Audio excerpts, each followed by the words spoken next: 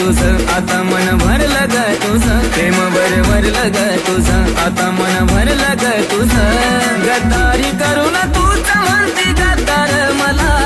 गद्दारी करून तूच म्हणते गद्दार मला पाखरा आजाद केलं तुला पाखरा आजाद केलं तुला